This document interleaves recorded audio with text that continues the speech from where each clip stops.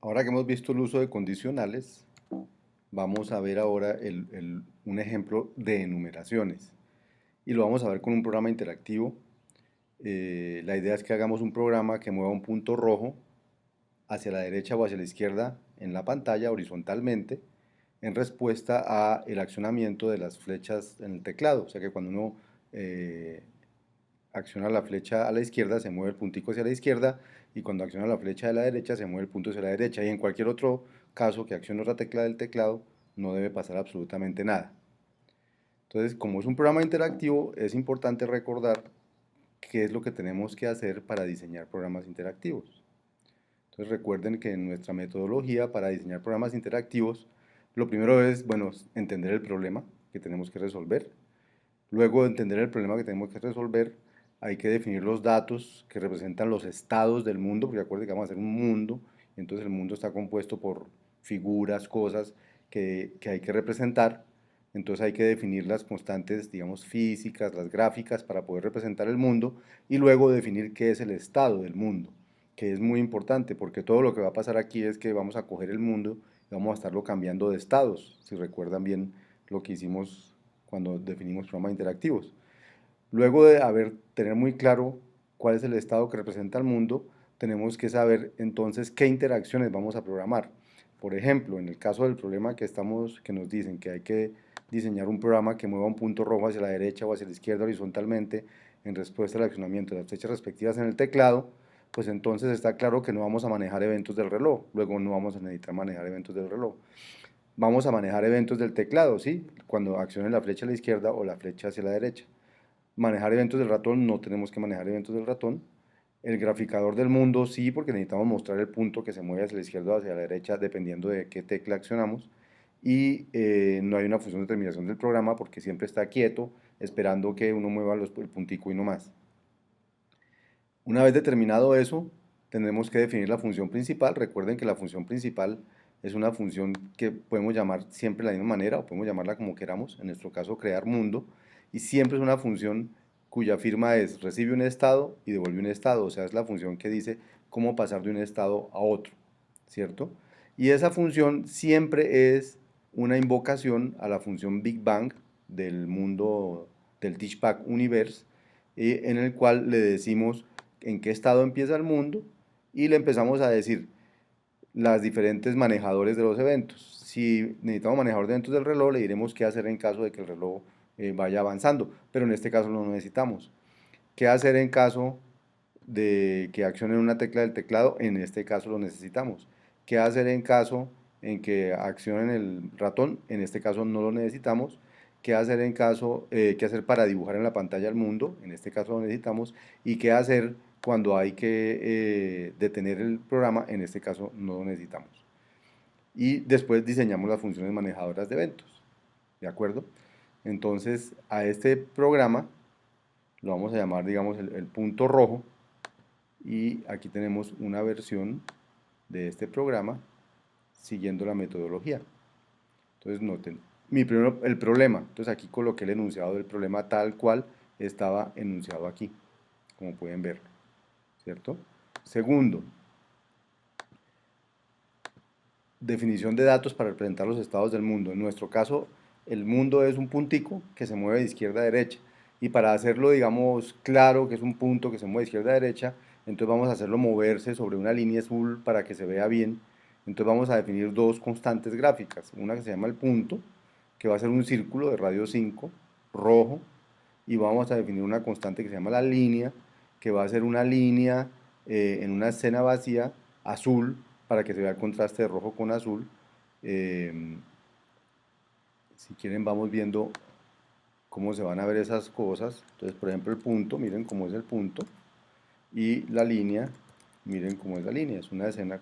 Y la idea es coger este puntico rojo y ponerlo a moverse sobre esa línea según accione el teclado. Entonces, lo segundo, entonces lo primero terminamos aquí diciendo qué es el estado que representa el mundo. Entonces finalmente el estado que va a hacer, decir en qué sitio dibujamos el puntico rojo. Y eso es un número entero que me dice desde la izquierda de esta caja donde está la línea hasta el punto donde lo voy a dibujar cuántos píxeles hay. básicamente ese es el estado. Entonces vamos a decir que el estado que representa el mundo es un número, se va a llamar el estado del punto, representa el número de píxeles que hay desde el borde izquierdo de la línea hasta el centro del punto rojo, o sea, desde este punto hasta donde va a quedar el punto rojo, y ese es el estado. Una vez definido eso, terminamos la fase 1, que es definición de los datos para representar los estados del mundo, y pasamos a la fase 2 de la metodología para diseñar programas interactivos, que consiste en definir qué tipo de interacciones se programarán. En este caso, por ejemplo, van a ser los eventos del ratón y el graficador, o sea que en este caso no necesitamos manejar eventos del reloj. Sí, fíjense que esto es una plantilla que yo puedo manejar como yo quiera. No necesitamos manejar eventos del ratón, no necesitamos ninguna función de terminación del programa, luego uno no necesita eso, solamente necesitamos estas dos cosas: manejador de eventos del teclado y graficador del mundo. Recuerden que el manejador de eventos del teclado va a ser siempre una función que recibe el estado del mundo, que recibe una cadena que representa cuál fue la tecla que se accionó, y dependiendo de eso devuelve un nuevo estado. El graficador del mundo, en cambio, recibe un estado y va a devolver una imagen. Procedemos entonces a la tercera etapa de la metodología, que es definir la función principal. Como vimos ahorita, la función principal es una función que vamos a llamar crear mundo. Recibe un estado y devuelve un estado. Su propósito es lanzar el programa desde algún estado inicial. Y recuerden que esto siempre es un llamado a la función Big Bang. O sea, crear mundo recibe un estado y llama a la función Big Bang con el estado que recibió, y diciendo, en caso de que accionen una tecla, ¿qué hay que hacer? Entonces, esa que hay que hacer lo vamos a llamar mover punto. Y en caso de que, y cuando queramos graficar el mundo, ¿qué hay que hacer? Entonces, esa función vamos a llamar graficar. Y ahora nos toca la cuarta, que es diseñar cada una de las funciones manejadoras de eventos. Entonces, la primera función manejadora de eventos es esta que maneja los eventos del teclado, que dijimos que vamos a llamar mover punto. Entonces, fíjense, mover punto va a ser que recibe un estado y una cadena y devuelve un estado.